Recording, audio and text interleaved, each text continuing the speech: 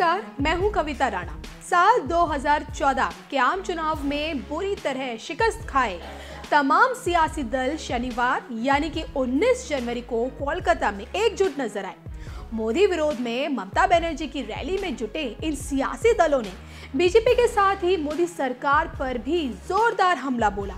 करीब 2 दर्जन से भी ज्यादा दलों के जुटने का दावा करने वाली पश्चिम बंगाल की सीएम ममता बनर्जी के इस सियासी मंच पर मोदी सरकार को घेरने की जैसी होड़ लगी हुई थी।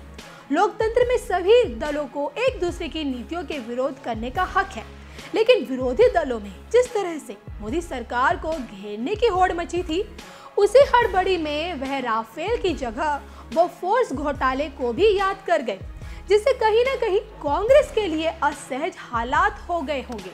दरअसल ममता की रैली में शामिल हुए शरद यादव जब मंच पर राफेल को लेकर मोदी सरकार पर बरस रहे थे तो जुबान फिसली और मुंह से बोफोर्स घोटाले का जिक्र हो गया, जिससे मंच पर मौजूद तमाम सियासी नेताओं में तो खलबली मच गई।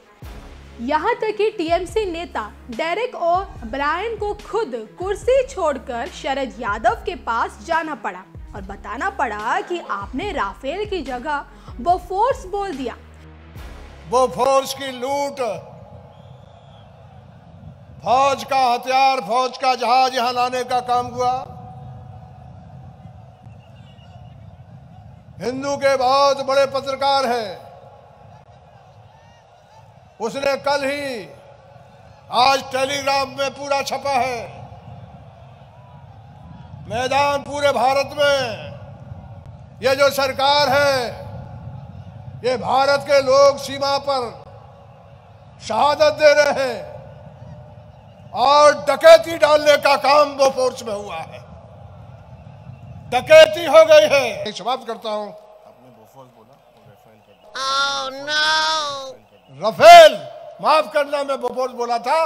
राफेल हिंदू में ए राम जो सबसे बड़ा पत्रकार इस देश का है, आज टेलीग्राफ में इनने डकैती डाली है, ये साबित होने वाला है। आगे आगे और इनकी डकैती का पोल खोलने वाला है। बहुत ममता के सियासी मंच पर शरद यादव के मुंह से निकली इस गलती पर भला पीएम मोदी कहां चुप रहने वाले थे।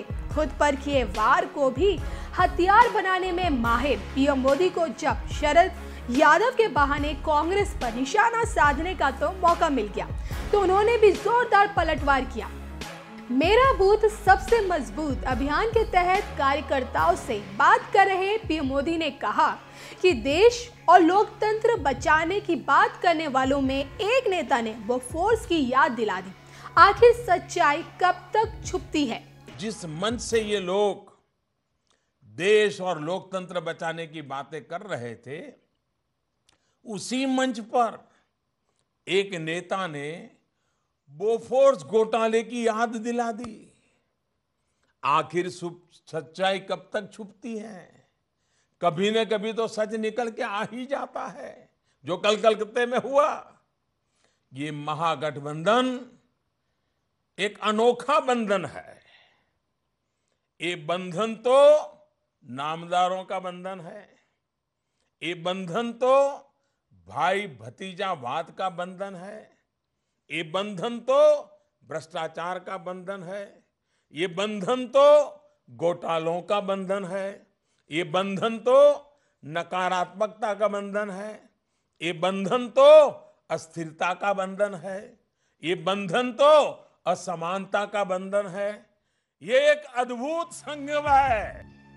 इससे पहले पीएम मोदी ने सिलवासा रैली में भी कोलकाता में जुटे सियासी दलों पर जोरदार हमला बोला था। संभावित महागठबंधन पर निशाना साधते हुए पीएम मोदी ने कहा था कि ये गठबंधन सिर्फ मोदी के खिलाफ ही नहीं, देश के खिलाफ है। मोदी सरकारों के पुराने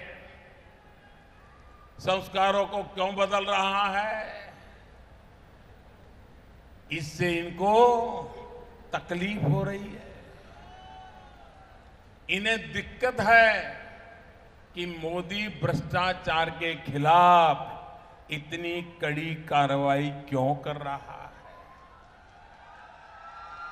करना चाहिए कि नहीं करना चाहिए?